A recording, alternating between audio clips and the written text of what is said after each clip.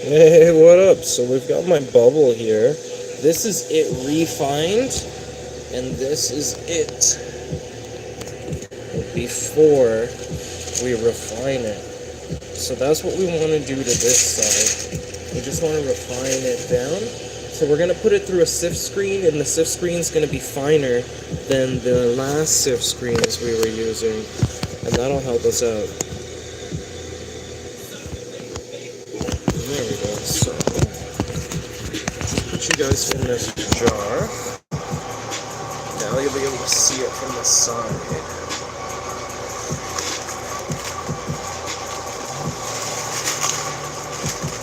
So I want it back on that screen.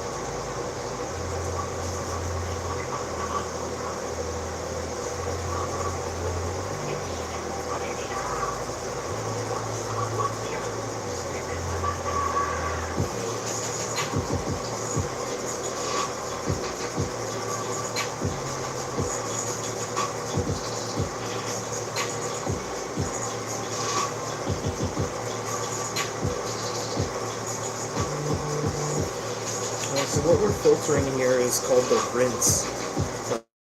My bubble making technique, I have something where I take each individual section and I spray them out with water, kind of like a high-powered hose. Not like crazy high-powered, but just like it's actually done in the bathtub. So I do it with the shower head, and I put it on a higher setting, and I just like blast cold water into each bag that I pull out for a certain amount of time, and that helps you push out anything that isn't in that motor, because all the trichome heads of that size are only just going to roll around. Everything else is going to like spin, move, and find its way through those heads, or through the micron screen. So I find it's a really good cleaning technique. But what I do with the stuff that's in the water afterwards is I save it all in a 25 micron bag. So everything gets collected because it's a 25 micron bag. Well, not everything. Like, there are obviously stuff that goes through. We should have crazy small microns, like 5 microns, but we don't. We have 25 for our smallest, so we kind of have to deal with that. But it really helps collecting all that stuff up and separating it from your other stuff. And so that's what this is. These two piles are all of the stuff that I collected from the rinse, or what I call rinse. So you can see it's a lot actually, but I was working with like tumble trim to begin with, so it would have a good quality of stuff that would go through a lot of microns.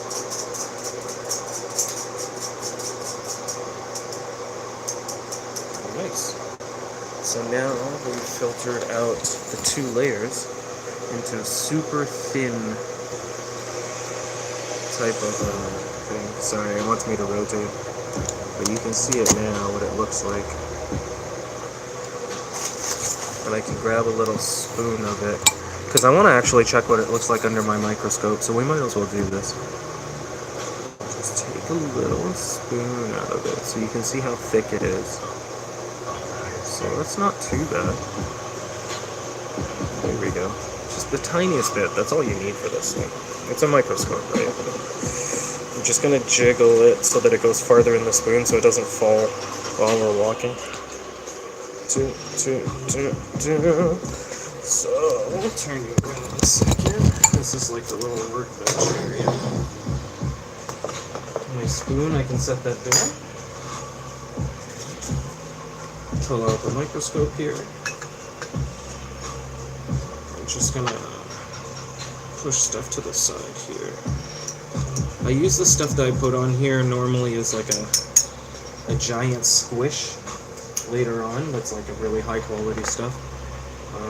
So take stuff from my spoon.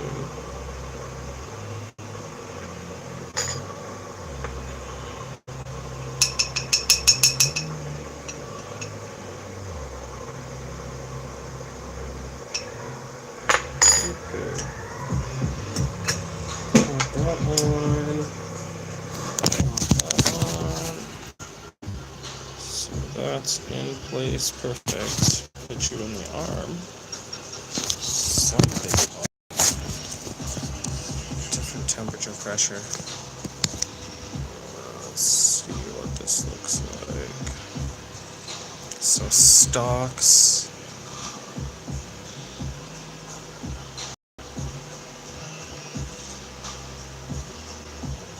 Stalks and particulates.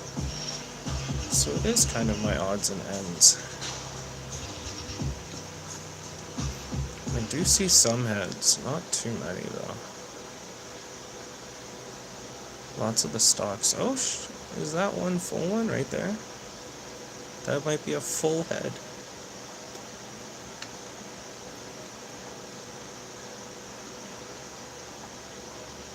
Oh, no, I see. I thought that was the round part of the head right there. But you can see that those are actual stalks.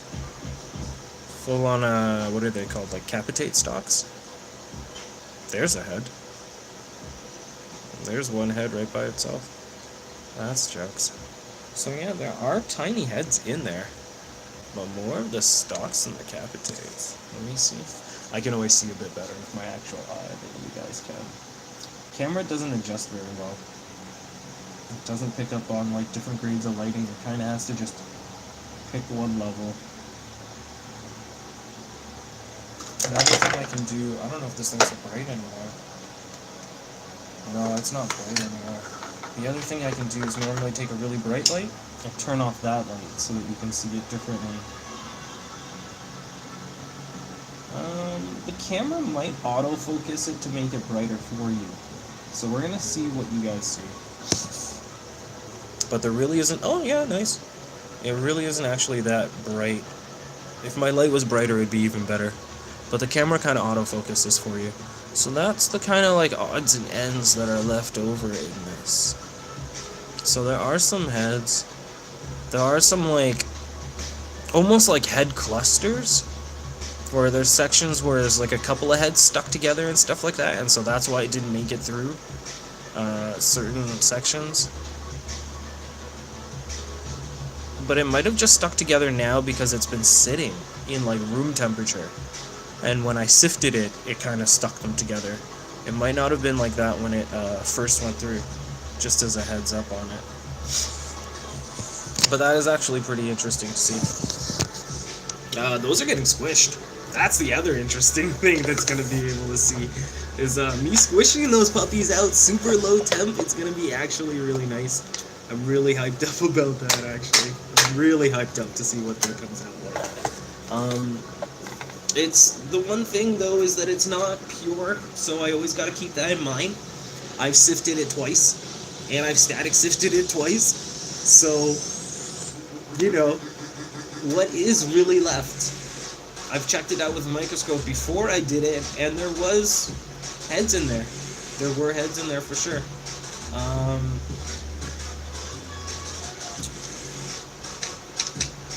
My sifting technique didn't really separate it as well as I'd like.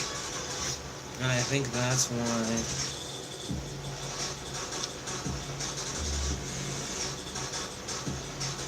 I gotta message a dry sift wizard. I gotta find out if my refining sheet, my R screen, is a finer mark, like a bigger micron or a lesser micron than my bottom sheet, the one that has the foam risers on. That's something I gotta figure out too. Because then if I stack them, like which one should I have on the bottom? Like if I ever work all three at once, or if it's always work two and then refine on one. I think that's what it is. I think it's top and foam, and then static tech on R. Yeah, I think that's what I'm supposed to be doing. Which is interesting then, because then if you're stacking it that way, that means that my top should be my top, my foam riser should be my middle, and my R should be my bottom. Anything that makes it to the R is the stuff that you should be like static sifting. So we'll see about that. We have some other pages of the ice water extract actually. I can show you some of those.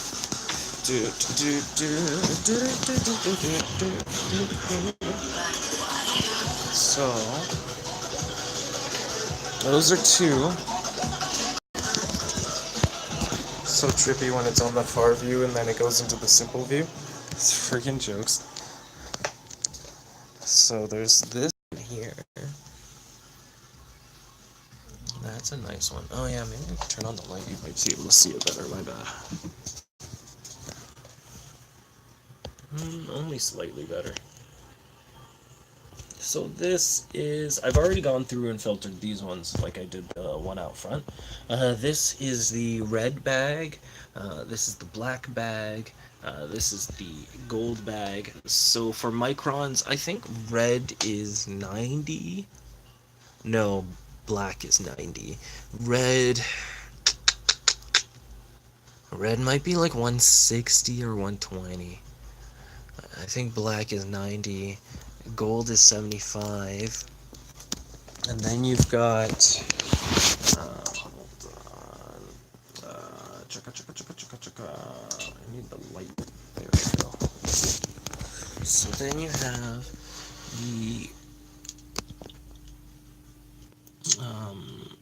this is the white and the purple, so 45 and 25.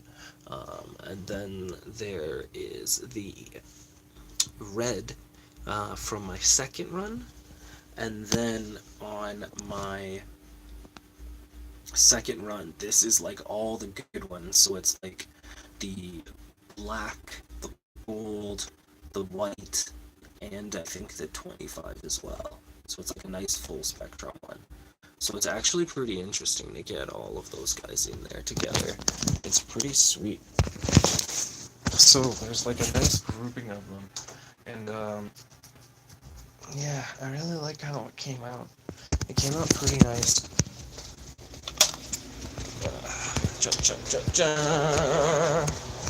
Alright, let's do it out. I think Sublimator's still on. Yeah, she is! Yay! Sublimator. Sublimator's a fan fave. Just gotta... Some interesting stuff. This is from the static sift. One's a high temp, one's a low temp.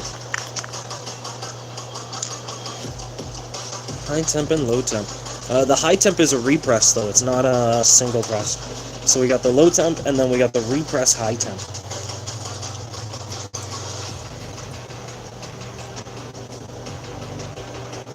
Nice and soft.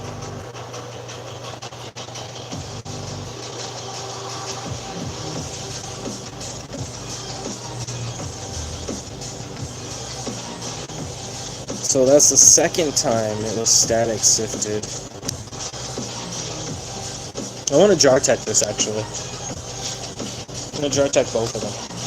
See what happens to it. Alright. Cheers.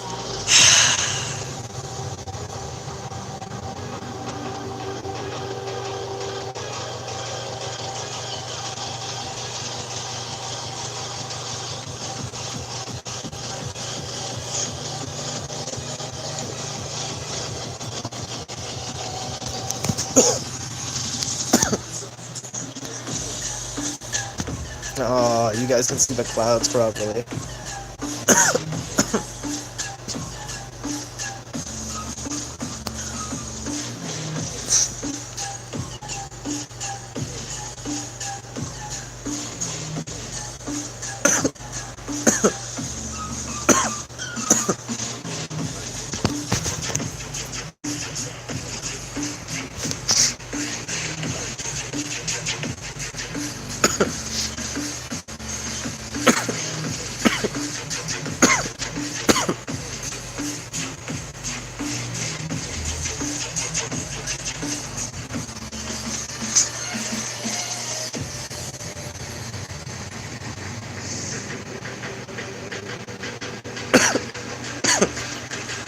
Oh, so awesome.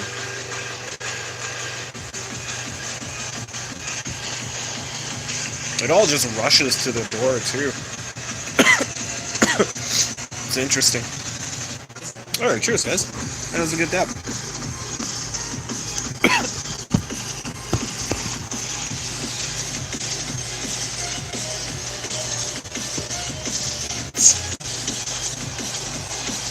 That's about the last of it.